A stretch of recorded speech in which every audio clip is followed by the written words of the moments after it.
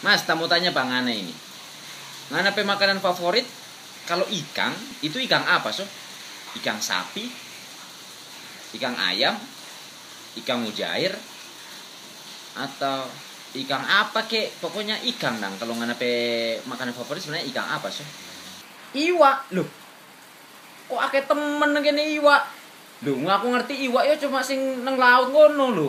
Ngene iwak pitik, iwak sapi ngono piye mau aku ora ngerti aku makanan favoritku opo. Aku ora ngerti bahasamu iki piye.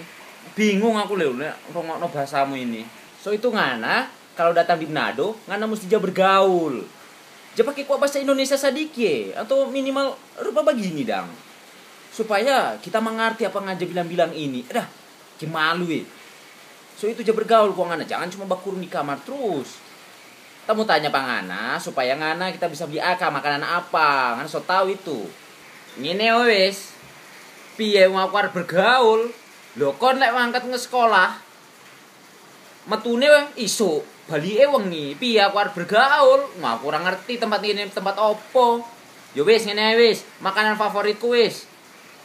Iwak tempe karo kangkung iku ae.